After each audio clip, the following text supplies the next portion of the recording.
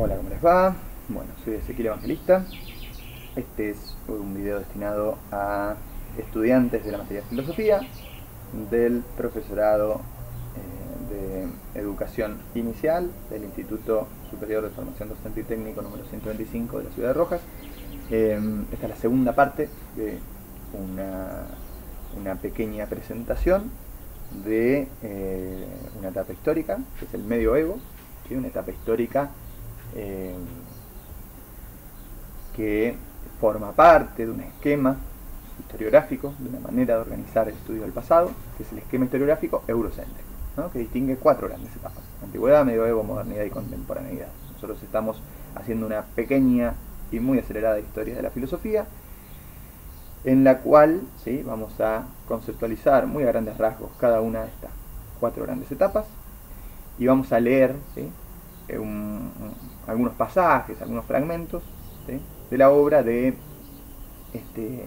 representantes de estos cuatro grandes momentos. Venimos de trabajar con la antigüedad y con la alegoría de la caverna de Platón, ¿sí?, a partir de videos que yo grabé el año pasado para distintos cursos en los que dicto la materia de filosofía en el nivel secundario, ¿no? Reutilizamos, reciclamos esos videos para llevar a cabo nuestra primera guía de lectura en esta materia. Y ahora estoy grabándoles entonces estos nuevos videos que continúan con ese recorrido que quedó un poco interrumpido el año pasado, ¿sí? Así que bueno, en la descripción de este video les dejo el link de lo que sería la primera parte de esta presentación, ¿sí?, del medioevo como categoría historiográfica, ¿no?, dando cuenta de algunos de los problemas que nos genera, ¿sí?, esta categoría historiográfica en particular, y presentando algunas notas distintivas de lo que fue la filosofía medieval, muy a grandes rasgos, para meternos en la obra de un filósofo cristiano, ¿sí?, que se llama Clemente de Alejandría, y de quien voy a hacer una lectura comentada, ¿sí?, de algunos pasajes de su obra Protréptico. Bien, avancemos. La siguiente sección de este cuadernillo que redacté en base a distintos materiales, ¿sí?, y que ustedes van a poder ir leyendo en las sucesivas clases que voy a ir subiéndoles al Infod, ¿no?, con sus respectivas guías de lectura, ¿sí? La siguiente sección, decía, se llama Acercando la lupa, tres grandes periodos de la filosofía medieval, ¿sí? Recuerdo también, y con esto cierro estos avisos protocolares, les recuerdo que este video, así como el anterior, son optativos. Simplemente es una lectura que hago del material que escribí y que les compartí, ¿sí? Lo que sí me interesa que escuchen, ¿sí?, lo que sí forma parte, podríamos decir, del material obligatorio, es el video en el cual voy a hacer la lectura comentada del texto de Clemente de Alejandría, porque aquello que voy a ir explicando mientras les lea el texto de Clemente, bueno, no está recogido, ¿sí?, en el texto. En cambio, ahora lo que voy a hacer es básicamente leerles, ¿sí?, el texto que les compartí, de manera que, bueno, si les sirve para ¿no?, escucharlo mientras leen, ¿no?, si les aclara un poco ¿no?, esta lectura, ¿no?, que los énfasis, ¿no?, de ciertos conceptos, si les sirve, digamos, justamente para el abordaje de este texto, bueno, en buena hora que puedan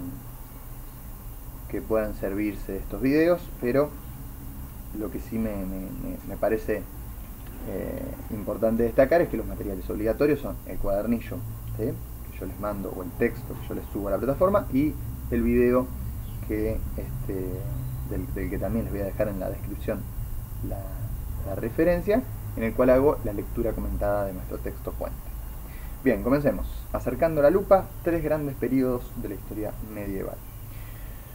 Una vez problematizado el esquema historiográfico eurocéntrico moderno, ¿sí?, y en su seno puntualmente la categoría Edad Media, como supuesto concepto uniforme que pretende aglutinar procesos históricos y filosóficos de lo más complejos y diversos, acerquémonos ahora entonces un poco, acerquemos la lupa, ¿sí?, al extenso periodo que nos ocupa.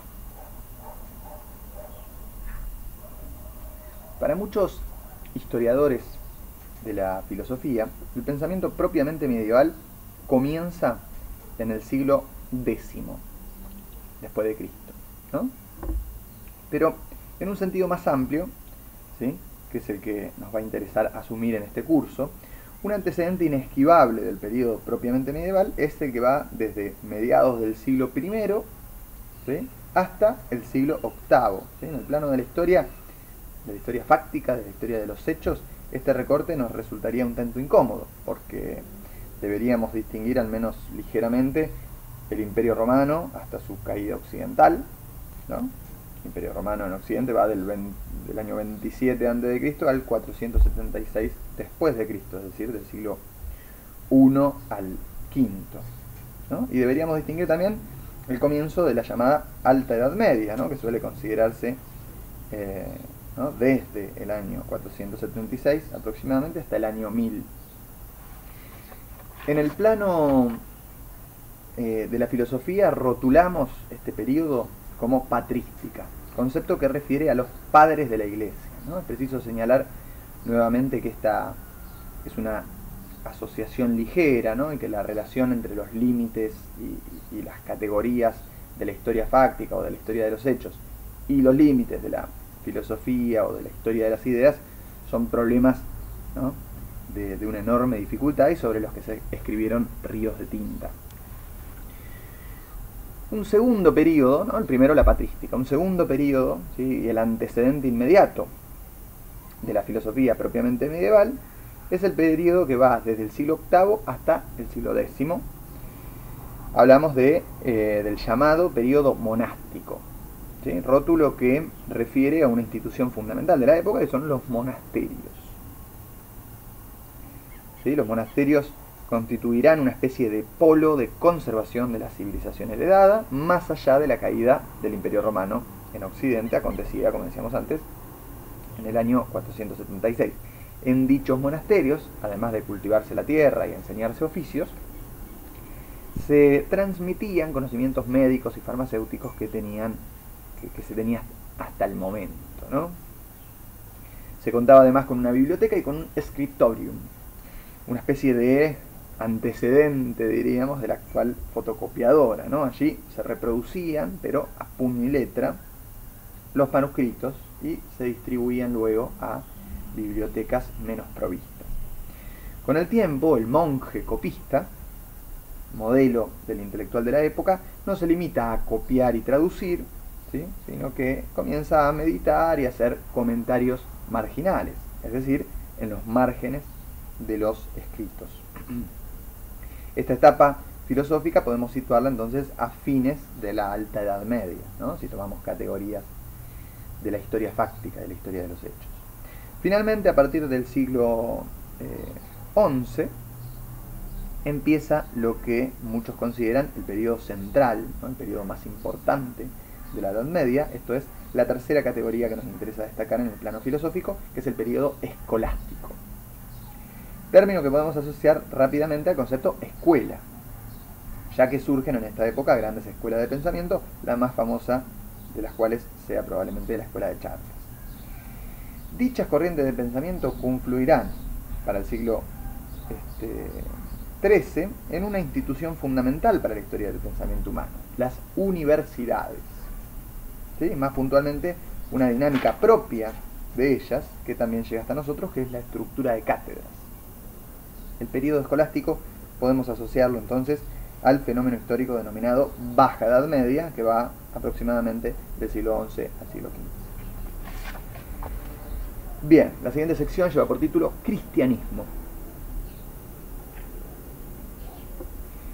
Las doctrinas filosóficas, políticas, religiosas, etc., no surgen por generación espontánea, sino que su surgimiento es motivado o está vinculado, ¿sí?, con hechos o condiciones históricas. una de las categorías que más dificultades le trae a nuestra historiografía, ¿sí?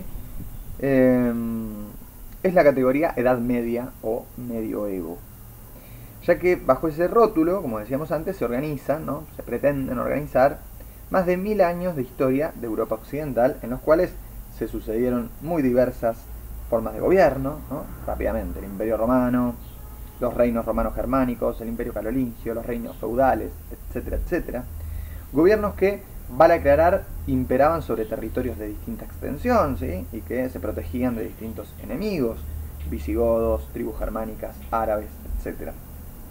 Acontecieron durante estos años distintas formas de producir, distintas formas de consumir, de relacionarse con lo natural, con lo sobrenatural, etc.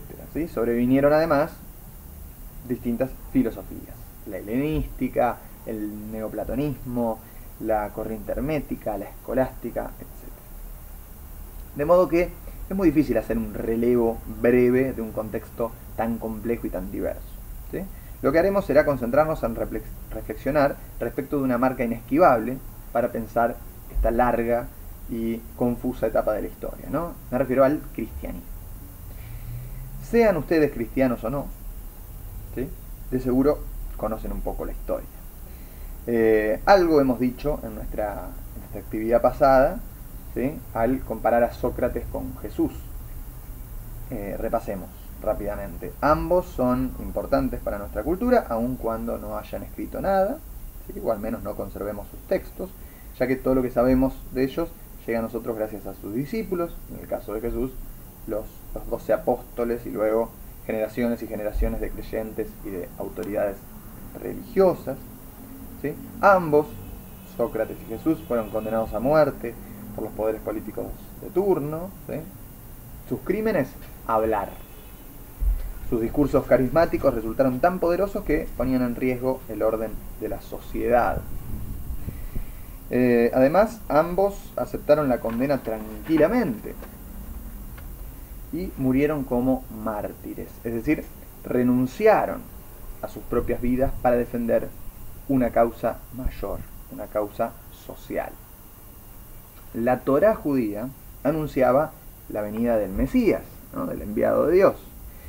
Bueno, resulta que el Mesías ha llegado, nos va a decir el cristianismo, ¿no? Es ese joven carpintero que predica el amor al prójimo y que es seguido por multitudes. Resulta que no sabemos ver, que consideramos que se trata de un impostor, que lo castigamos por querer engañarnos. Resulta que asesinamos al Mesías de una forma increíblemente violenta y humillante. Lo crucificamos. Y resulta que momentos antes de morir, con su cuerpo clavado en una cruz, Jesús habla con su Dios y le dice una tremenda frase: perdona a los padres, no saben lo que hacen. Pide perdón por sus asesinos. La historia es brillante, no puede fallar, está destinada a ser un verdadero bestseller. Por si fuera poco, será condimentada con otros elementos litúrgicos, ¿no? Es hijo de una madre virgen, Jesús, lleva a cabo numerosos milagros y, por si esto fuera poco, resucita 3 días después de su muerte. Tranquilos, no hace falta que adhieran o que dejen de adherir al cristianismo para acompañarnos en nuestro recorrido, pero sí es necesario pensar este fenómeno. Es necesario pensar el fenómeno filosófico del cristianismo porque, queramos o no, impacta decididamente sobre nuestras vidas. ¿Sí? El cristianismo es una construcción teórica y social y como tal está expuesta al cambio, ¿sí? A la transformación, al diálogo entre las distintas generaciones. Podemos relevar distintos aspectos de esta transformación. Por ejemplo, el gradual paso de ser una religión perseguida a una religión persecutora. ¿Sí? Aquí podríamos referenciar fenómenos como la legalización del cristianismo por el emperador Constantino en el año 313, la declaración por parte de Teodosio del cristianismo como religión oficial del Imperio Romano en el año 380 y la clausura definitiva de la Academia Platónica, ¿sí? En el año 529, acusada de constituir un foco de paganismo. Nosotros ya estuvimos hablando de la academia que funda Platón y que va a durar 1000 años, ¿sí? Más tiempo del que llevan existiendo las universidades actuales más antiguas, ¿no? Lo cual es también, decíamos, un fenómeno que explica por qué la obra de Platón ha sido, ¿no?, tan importante, ¿no?, ha tenido tanta difusión. Bueno, justamente una institución que dura 1000 años, ¿sí?, se encarga de leer a Platón, copiarlo, traducirlo, comentarlo, ¿sí?, hasta el año 529, en que la Academia Platónica es cerrada, ¿sí?, por el cristianismo, ¿sí?, lo cual es curioso porque, como vamos a ver, el cristianismo va a hacer una particular apropiación de la metafísica platónica, ¿sí?, aunque la va a vestir con su liturgia religiosa. Pero retomemos nuestra caracterización, ¿no?, de algunos de los grandes aspectos de algunas de las grandes transformaciones que ha sufrido o protagonizado el cristianismo, ¿no?, durante este inmenso periodo que llamamos Edad Media, ¿no? Por ejemplo, las disputas respecto de las interpretaciones del mensaje de Jesús para las distintas épocas históricas, ¿no?, cuyos principales hitos fueron el gran cisma que dividiera a la luego llamada Iglesia Católica de la Iglesia Ortodoxa, el surgimiento de distintas órdenes mendicantes y fundamentalmente la Reforma Protestante, ¿no?, que motivaría, ¿no?, el surgimiento de las iglesias evangélicas. También podríamos relevar la expansión del cristianismo tanto al interior de Europa a través de la persecución de las herejías llevada a cabo por la Inquisición, ¿sí?, que era algo así como un brazo armado del clero, y también la expansión del cristianismo hacia el exterior, ¿no?, podríamos decir con las cruzadas contra el Islam y con la conquista evangelizadora del mal llamado Nuevo Mundo, ¿no?, de nuestros territorios, de los territorios luego llamados América. Bien, para relevar muy ligeramente algunos de estos fenómenos históricos, vamos a compartir un pequeño video, ¿sí?, cuyo link les dejo en las descripciones, una pequeña historia de la iglesia, ¿sí?, que nos va a ayudar justamente a tomar conciencia de que aún las religiones, ¿sí?, tienen historia, ¿sí?, no siempre fueron como las conocemos hoy, ¿sí?, sino que han experimentado a lo largo de los años, a lo largo de los siglos, ¿sí?, una serie de transformaciones como las que acabamos de recuperar ligeramente, ¿sí? Bueno, vamos a dejar acá por ahora y vamos a hacer entonces un tercer y último videíto donde vamos a relacionar esta cuestión, ¿no?, la religiosidad, ¿no?, o los conflictos religiosos con la actualidad. Vamos a hacer una especie de puente, ¿sí?, entre este contexto que estamos estudiando y nuestra actualidad. Creo que también es otro desafío que nos impone la filosofía, ¿no?, el de no solamente tratar de estudiar la obra de ciertos pensadores o pensadoras del pasado, ¿no?, y entonces relacionar los conceptos que allí surgen y se ponen en juego con sus particulares contextos de enunciación, sino que también la filosofía nos desafía a hacer un uso de esos conceptos